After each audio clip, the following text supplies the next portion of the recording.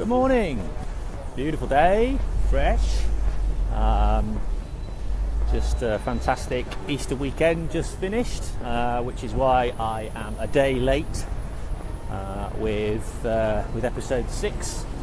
Should have landed yesterday. Sorry to any of you who were busily, well, the 3 of you who were busily maybe waiting episode 6 dropping yesterday. Bank holiday Monday, so we were today is a Tuesday, but it feels like a Monday. It's masquerading as a Monday. Yesterday I unfortunately couldn't post. Had a very important thing on, very important event. Little boy making his debut in the local village soapbox derby, and very pleased to announce he came second in the junior category. We didn't make a big deal of the fact that only 2 junior teams entered, but that's okay. It's all good. He had a great time, and he even managed on his final run not to touch the brake. It was great, actually. Really good to watch, and really good to see him have a great time, and some of his friends cheering him on, and it was brilliant. He learned an awful lot and got braver and braver as he went through it, so I'm pretty sure there was the developmental angle for him. Anyway, on to matters, in more important matters, which is today's post. So what are we talking about? We're talking about one of the deadly sins which I see emerging more and more, which is coddling. It's not a word we use very much, coddling, these days, but I was searching for a word to describe what I wanted to talk about that began with C, and coddling was the one that came to mind. So what am I talking about? Well, there's a bit of an issue emerging in the world of talent development, and I think it applies just as equally to parents, to coaches, to teachers in some cases, and also to people in the talent development community, in the academy landscape. One of the problems we've got is that young people are, when they come into the talent world, are going to be presented with a series of challenges. Challenge, difficulty, overcoming adversity are inherent, as you've probably understood from my presentation, my communications so far, are inherent to the talent development process. Obviously, equipping those young people with the tools to navigate through that challenging environment is key. That's important. And without, if we don't give them those tools, then we're not going to help them at all. They can potentially crumble. I've mentioned previously lots of research out there talking about how, and this is an oversimplification of the argument, talent needs trauma. Now, it doesn't mean that. It doesn't mean you need to go through traumatic experiences to become, to develop your talent. But what it does mean is that talented individuals have either find a way to overcome challenging events, or have the capability to overcome challenging events, and the likelihood is it's probably a combination of the two.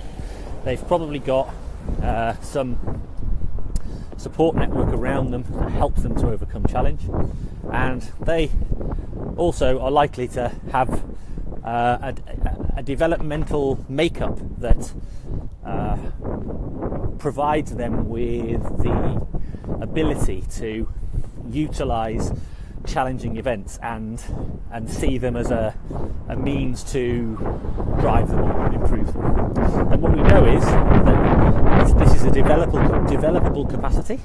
So if you provide people with the tools, give them the skill to use those tools. It's not just being given a toolbox. Having a toolbox given to you doesn't make you a craftsman, does it? Somebody told me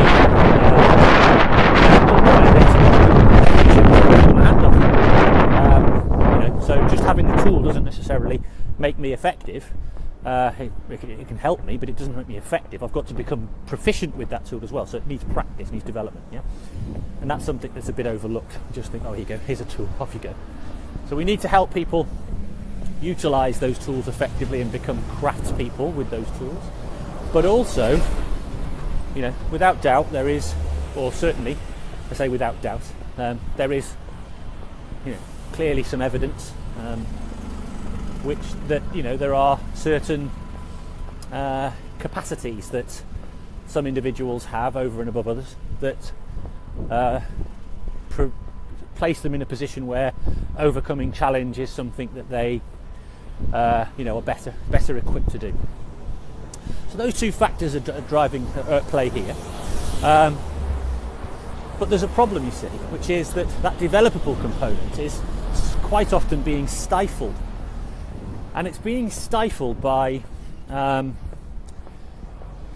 desire to help.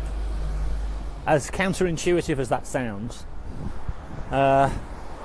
we see somebody going into a potential difficult period and we want to help them. And a big part of the sort of psychological community and the self-esteem movement, as Carol Dweck refers to, has been based around the idea that if we bolster people's self-esteem, we give them the abilities, give them a sense of confidence, then they'll be better equipped to overcome challenge or whatever. But actually, that's not actually by boosting self-esteem or supporting them or protecting them, if you like, from difficulties, then we're essentially robbing them of the opportunity to learn. And I've talked about this before, but one of the biggest issues as far as this is in terms of coddling, where I'm coming from here, is this issue we have of helicopter parents. So people have heard about helicopter parents before, what is a helicopter parent for those of you who haven't heard the phrase? A helicopter parent is somebody who, at the moment of difficulty, not at the moment of difficulty, but helicopter parent is somebody who is protective of their child.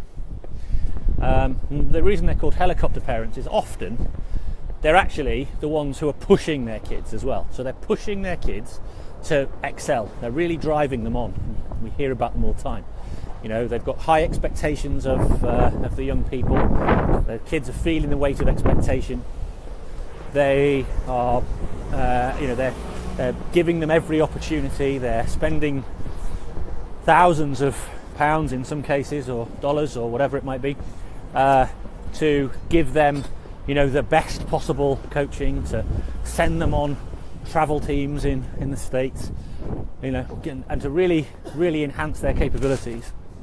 And in that pushing, what they actually end up doing is they kind of slightly, without realising it, they end up slightly disconnecting themselves from their kids, because they're not necessarily, the kids are following parental expectation as opposed to,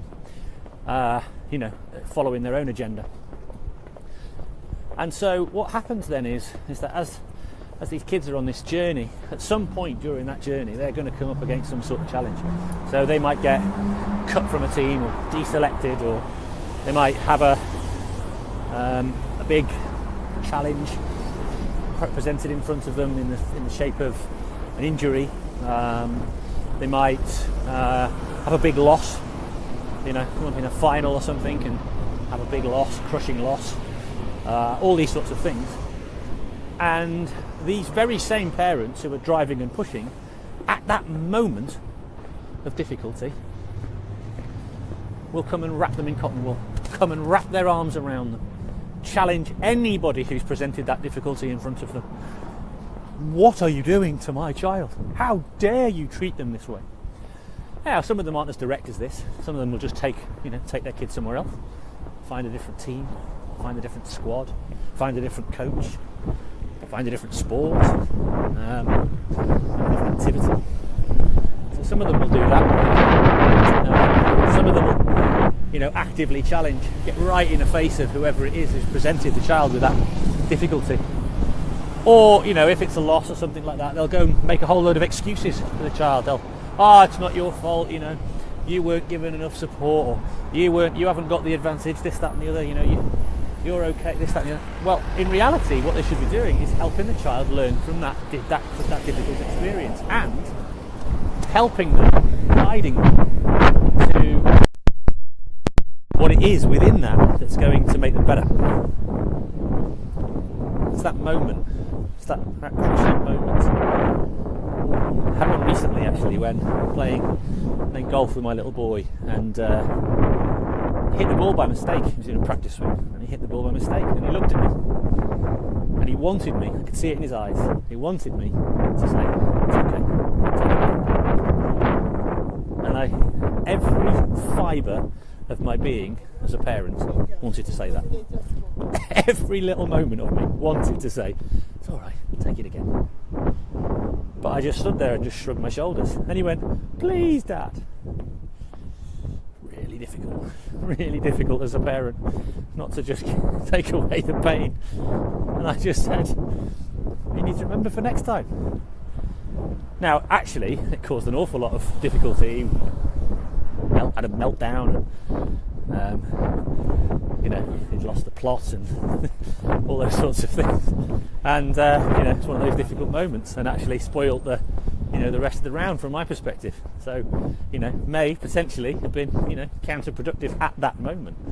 But longer term, I think that's something that he might stick in his mind. I think he might just hold on to that, remember that, and maybe not do that again. Anyway, that's a very simple micro example, slightly simplistic. However, just an example that sticks in my mind. So coddling is a big problem for us here, because if we're too quick to step in and help out and protect from the challenge, protect from the potential implications of that, we can significantly be robbing young people with opportunities to develop. And I don't just mean develop in their technical or tactical or physical, whatever it is.